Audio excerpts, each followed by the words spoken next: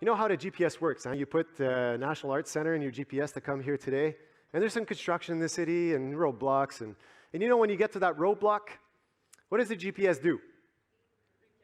Recalculate the route. Does the GPS say, darn, that road is blocked and I'm going to be late?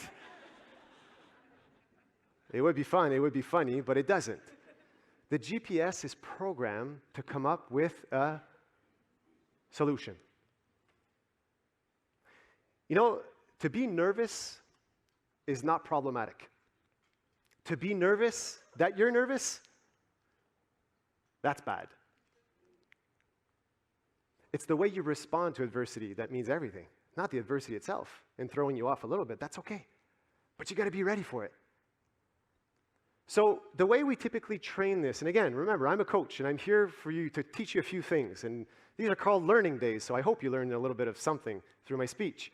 So there's a technique that we use in sport called, I call it GPS imagery. The real term is coping imagery, but I like the word GPS, a little bit more catchier. How many of you in this room will use visualization? You'll imagine yourself perform for an upcoming event. Lift your hand. I'm guessing a lot of people do that. Perfect. Okay, not surprised. How many of you will visualize yourself perform perfectly in the upcoming event? Lift up your hand. Typically, most people will do that. We want to visualize ourselves performing well.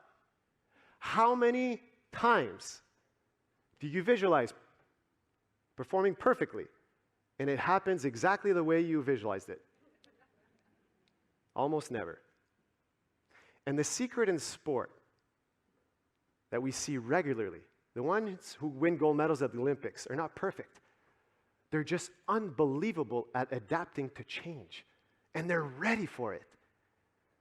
So let me give you an example of how this might look like in your world.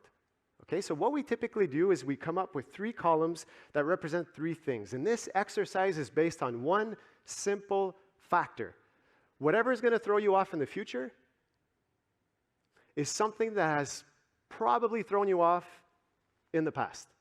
So most oftentimes when we're entering a context or a challenge, we have an idea of what might throw us off.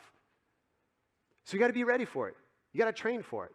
So the first step is to write down what is that moment that can throw you off. What is that stressful moment? So let's take a presentation you need to give to your team, and you don't like giving those. So that's the stressful moment. So you write down giving the presentation to my team, okay? And you think about that a little bit. The second step, what are the symptoms that I'm going to experience that might throw me off? Sweaty palms, quick breath, talk too fast, forget certain things. And then you write down how do you want to respond to that adversity? How do you want to respond to those things that might throw you off? Breathe a little bit slower. Fix your posture.